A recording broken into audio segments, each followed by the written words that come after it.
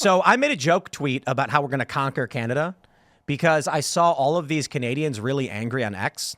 And so I tweeted something like, after we destroy the Canadian economy, their will to resist will erode, and we will march in and put Canada in its rightful place as a, what did I call it? As a territory of the United States with no political representation. Yeah, I got so many death threats from that. Is that why the one? Yeah. So Canadians? From Canadians. But they're supposed to be so nice. What kind of Canadians? Yeah, that's so we got a bunch of death threats, and then I posted one of the threats that was the most egregious, and it got like 2 million hits or whatever. Yeah. And the guy said he was, among other things, I'm not gonna. It's very vulgar. He was going to do horrible things to my family and sell them to rabbit Indians.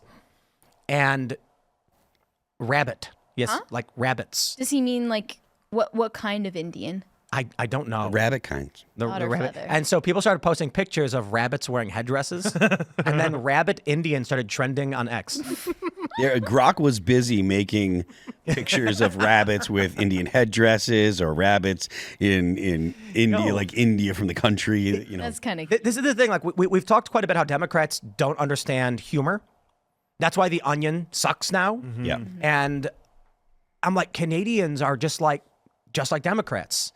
They genuinely thought my tweet about us conquering Canada through It's legit. They think it's real, and they're angry about it. Like to the point where we're getting a bunch of death threats from these people, and like we have to take it seriously. Yeah, you have to. You have, because they're all unhinged. The type of person that's that unhinged that would send a death threat is exactly the type of person that would go crazy and do stuff like that.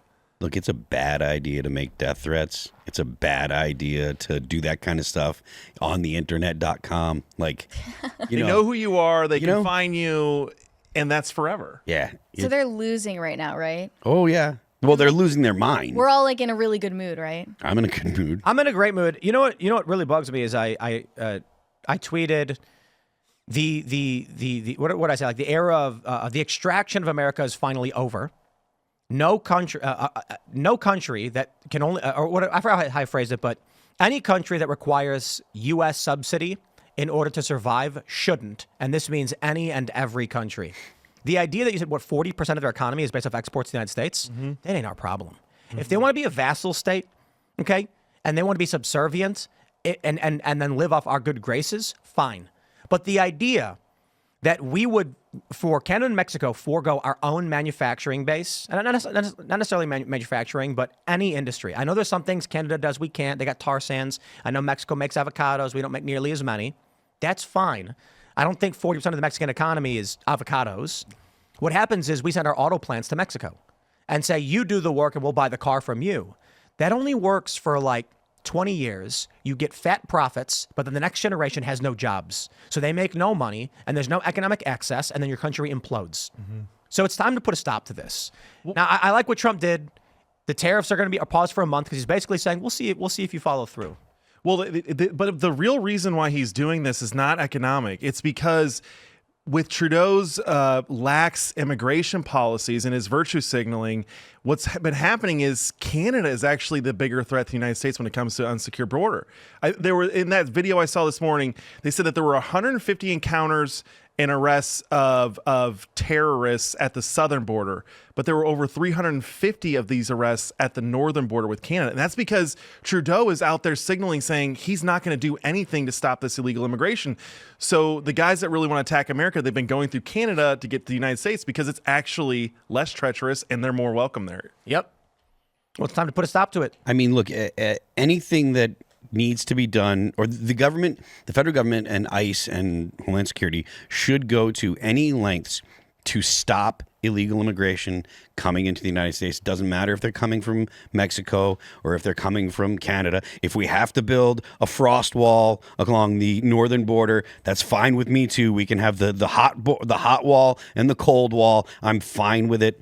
It's perfectly fine to build walls. I don't care, especially if these other countries, our neighbors, are facilitating or allowing for foreign nationals to come into the United States without putting, legitimate effort into preventing them from coming here, when these people are intending to do damage to our country and hurt American citizens. You're saying we need a Castle Black. What's a Castle Black? Game of Thrones. Yes. The fort where they had the big wall on the north of ice to keep the White Walkers out. Yes. Give me a frost wall to keep the frost backs out. Is it offensive to call Canadians White Walkers? I don't know. Never heard that one before.